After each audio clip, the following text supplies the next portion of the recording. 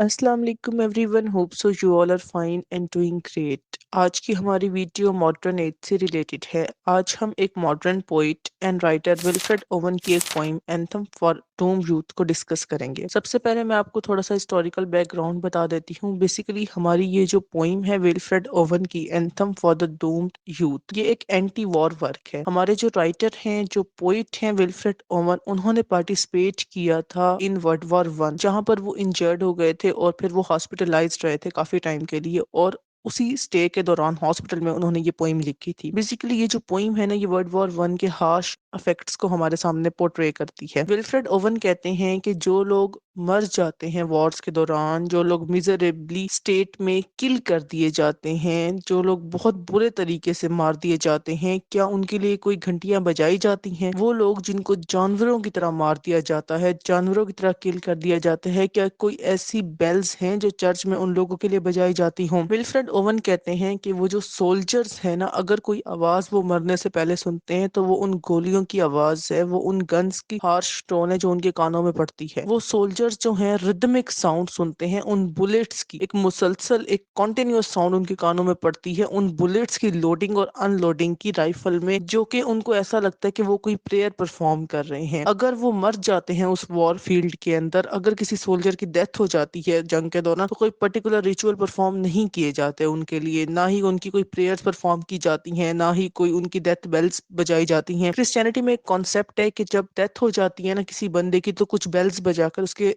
Last rituals perform किए जाते हैं। लेकिन जब एक वॉर फील्ड के अंदर एक सोल्जर की डेथ हो जाती है, तो वहां पे इस तरह स्पेसिफिक रिचुअल्स परफॉर्म करना पॉसिबल नहीं होता। वो कहते हैं कि जब एक सोल्जर मरता है तो उसके आसपास रोने वाले की भी आवाज नहीं आती। क्यों? क्योंकि बाकी के सोल्जर्स जो हैं वो लड़ने में मसरूफ होते हैं। उस एक डाइड सोल्जर का अफसोस मनाने के लिए कोई होता ही नहीं है अवेलेबल। वो कहता है अगर कोई आवाज सुनाई देती है तो वो सिर्फ गोलियों की आवाज होती है, कोई रोने की आवाज आसपास नहीं सुनाई देती। फिर वो कहते हैं कि जब सोल्जर्स मर जाते हैं तो जिस जिस इलाके से वो बिलोंग करते हैं, जिस विलेज से, जिस टाउन से उनका ताल्लुक होता है, वहां पर शामियाने बजाए जाते हैं, बगल्स बजाए जाते हैं। क्यों? क्योंकि वो उसकी डेथ को सेलिब्रेट करते हैं। ये उनके लिए एक साइन ऑफ ऑनर होता है कि भाई हमारी लैंड का, हमारे विलेज का कोई बंदा अपनी स्टेट को डिफेंड करते हुए इस दुनिया से गया है। तो बेसिकली वो उसकी ब्रेवरी को सेलिब्रेट करते हैं, उसकी करेजियस एटीट्यूड को हाईलाइट करते हैं, उसके जो अपने होते हैं। पोइट कहते हैं कि क्या इतना करना काफी है? वो कहते हैं कि जो कैंडल्स जलाई जाती हैं किसी के मरने पर, वो फौरन ही बुझ जाती हैं। वो यंग बच्चे, वो यंग लड़के जिनकी लाइफ पूरी अभी आगे पड़ी है, उन्हें अपनी लाइफ में अपने मैक्सिमम गोल्स अचीव करने हैं, और वो अपनी यूथ एज पर पहुंच कर ही खत्म हो जाते हैं,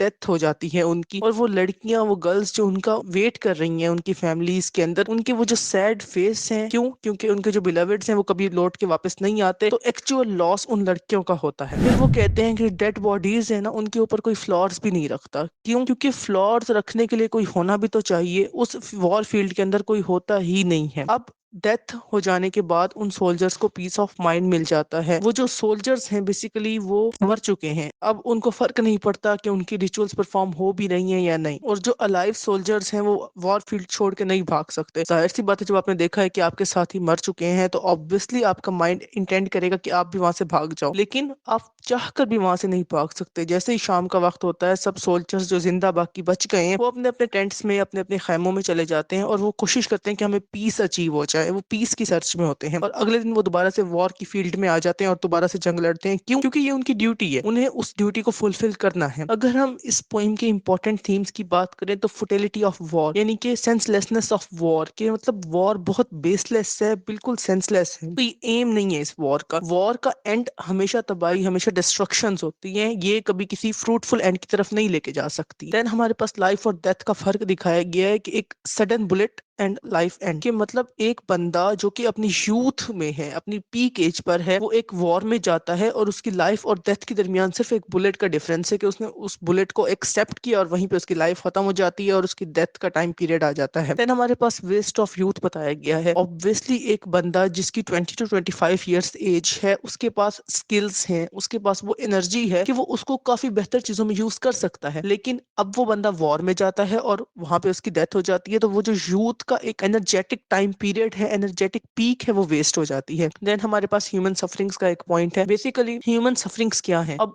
आपके ऊपर अगर वॉर इम्पोज कर दी गई है, एक फोर्सफुल वॉर इम्पोज हो गई है आपके ऊपर, तो अब आपको लड़ना ही पड़ेगा। क्यों? क्योंकि आप इतने पेन में हो, इतनी ज्यादा तकलीफ में हो कि आपको कहीं ना कहीं उस चीज को कॉप अप करने के लिए, उस चीज को टैकल करने के लिए लड़ना ही पड़ता है। तो वो अपने आप को उस वॉर के अंदर इन्वॉल्व कर लेते हैं, इंडल्ज कर लेते हैं उन सफरिंग्स को टैकल करने के लिए। देन हमारे पास जो लास्ट थीम है वो आयरनी एंड हाइपोक्रेसी का है। बेसिकली ये जो हमारी पोइम है विल्फ्रेड ओवन की, ये एक आयरॉनिकल एक्सप्रेशन भी शो करती है कि किस तरीके से एक सोल्जर जिसकी डेथ हो गई थी तो उसकी लास्ट रिचुअल्स परफॉर्म नहीं की गई। अगर उसने कोई बेल्स की आवाज सुनी तो वो उन गोलियों की आवाज थी। कोई कैंडल्स नहीं जलाई गई, कोई फ्लावर्स उसके ऊपर नहीं रखे गए, कोई एक प्रॉपर एंडिंग रिचुअल्स उसकी परफॉर्म नहीं की गई। तो ये एक स्टायर है हमारे पास वॉर के कॉन्सिक्वेंसेस के ऊपर जो लोगों को फेस करने पड़ते हैं। और ये एक हाइपोक्रेसी भी है कि किस तरीके से एक डिप्लोमेटिक सिचुएशन क्रिएट हो जाती है कि मतलब वॉर उन्हीं को इफेक्ट करती है जिनके पीछे रोने वाले भी होते हैं। एक जो लीड कर रहा है बंदा, जो टॉप पे है, वो रिजर्व रहता है, वो प्रिजर्व रहता है, वो सेफ रहता है, उसको कोई नुकसान नहीं पहुंचता। और जो सोल्जर्स हैं उनकी लाइफ एंड हो जाती है, वो अपनी डेथ को अचीव कर लेते हैं और उनके फैमिलीज उनके लिए रोने के लिए पीछे अवेलेबल होती हैं। तो बेसिकली हमारी ये जो पोइम थी विल्फ्रेड ओवन की anthem for the doomed youth, ये वॉर के सिवियर कॉन्सिक्वेंसेस को हमारे सामने डिफाइन करती है। I tried my best to give you the best explanation. Hope you get the clear understanding of this poem.